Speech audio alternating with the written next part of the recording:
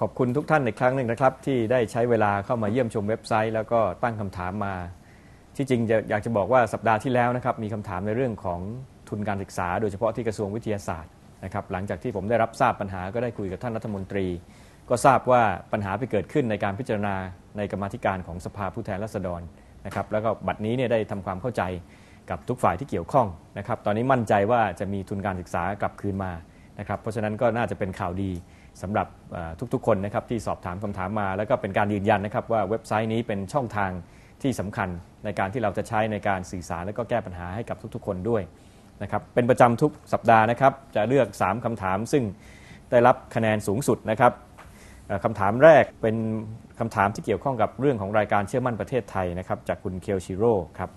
ก็อยากให้ปรับปรุงครับบอกว่าไม่ถูกใจยังไม่น่าสนใจเท่าที่ควรนะครับแต่ว่าก็อยากจะบอกอย่างนี้นะครับความเห็นคนนี่หลากหลายจริงๆนะครับผมเห็นว่าพอตั้งคำถามนี้มาก็มีคนเสนอแนะว่าอยากจะให้ทำแบบไหนก็จริงๆก็บางทีก็ไม่ตรงกันเลยครับบางคนก็บอกว่าอยากให้รูปแบบรายการมันตายตัวบางคนก็บอกว่าอยากให้ออกไปที่นั่นอยากให้ออกไปที่นี่นะครับผมก็พยายามที่จะฟังทุกความเห็นนะครับแม้แต่ว่าจะใส่เสื้ออะไรออกนี่ก็ยังเถียงกันนะครับเป็นเรื่องปกติธรรมดาแต่อยากจะบอกว่าสิ่งสำคัญนะครับก็คือว่า1เราต้องการที่จะสื่อสารงานนะครับของรัฐบาลนะครับผมไม่ได้คิดจะใช้รายการนี้เป็นประโยชน์ในเรื่องของการที่จะไปตอบโต้ทางการเมืองหรืออะไรเพราะฉะนั้นบางคนที่เป็นคอการเมืองก็อาจจะไม่ค่อยถูกใจนะครับแต่ผมอยากรายงานที่ทำซึ่งต้องยอมรับว่างานหลายงานที่ทำเนี่ยสื่อสารมวลชนเขาก็ให้ความสนใจนะครับไม่มากเพราะว่ามันไม่หวือหวามันไม่ฮือฮาในแง่ของการที่จะเป็นเรื่องของปัญหาทะเลาะเบาะแว้งขัดแย้งกันนะครับเพราะฉะนั้นโอกาสที่เรามีรายการเนี่ยเราก็ต้องอธิบายสิ่งที่เราทำซึ่งบางทีเรื่องนั้นถ้ามาอยู่ในความสนใจของผู้ชมบางคนก็เป็นธรรมดานะครับอาจจะไม่ถูกใจส่วนที่2ที่ผมทำด้วยก็คือว่ามีพิธีกรรับเชิญเพราะว่า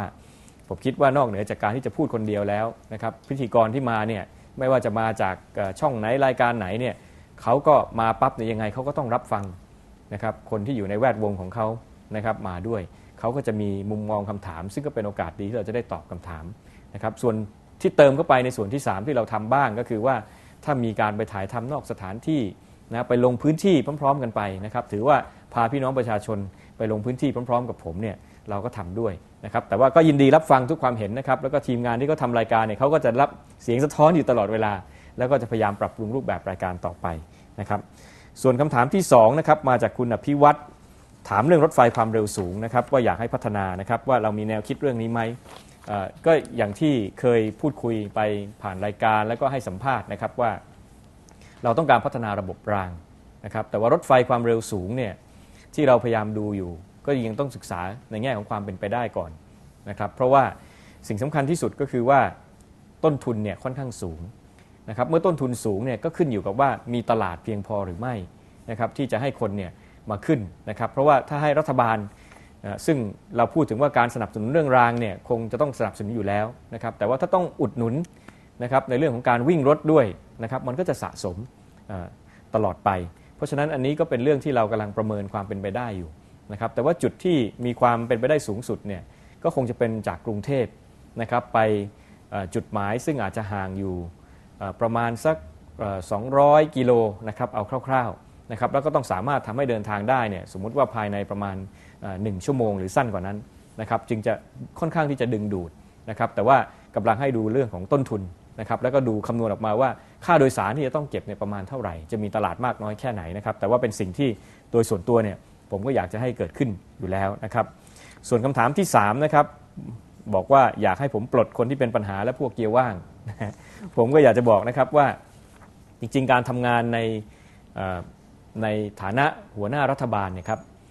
เป็นรัฐบาลผสมด้วยนะครับเป็นรัฐบาลซึ่งมีโครงสร้างของราชการด้วยนะครับมันอาจจะไม่เหมือนกับในภาคเอกชนนะครับแล้วก็มันมีกฎระเบียบต่างๆเนี่ยมากมายพอสมควรนะครับสิ่งที่ผมพยายามทำก็คือว่าในเบื้องต้นนะฮะครึ่งปีที่ผ่านมาก็คือทำยังไงเราโน้มน้าวให้คนทำงานมีความเข้าใจตรงกันว่าเราอยากทำอะไรนะครับและเปิดโอกาสให้คนเหล่านั้นทำงานนะครับแต่ว่าถ้าที่สุดแล้วนะครับมีส่วนใดที่ไม่สนองนโยบายเป็นอุปสรรคจริงๆเนี่ยผมก็ยืนยันนะครับว่าก็จำเป็นจะต้องมีการปรับเปลี่ยนนะครับเพราะว่าที่สุดแล้วเนี่ยเราต้องรับผิดชอบต่อพี่น้องประชาชนนะครับแล้วก็นโยบายเนี่ยถ้ามันทำไปแล้วมันเดินไม่ได้มันไม่สำเร็จนะครับเราไม่มีข้ออ้างไม่มีข้อแก้ตัว นะครับถ้าอะไรเป็นอุปสรรคเนี่ยเราก็ต้องจัดการให้เรียบร้อยเพราะฉะนั้นอย่าได้ห่วงนะครับแต่ขณะเดียวกันเนี่ยก็ต้องบอกนะครับว่าเราก็ไม่อยากที่จะให้คนที่มานั่งอยู่ตรงนี้เนี่ยมีลักษณะของการทำอะไรตามอำเภอใจตามใจชอบนะครับแต่ว่า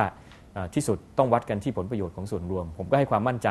นะครับว่าถ้ามีความจำเป็นเนี่ยผมไม่ลังเลครับผมก็จะเดินหน้าในการทำให้นโยบายต่างๆเนี่ยประสบความสำเร็จเพื่อแก้ปัญหาของพี่น้องประชาชนครับ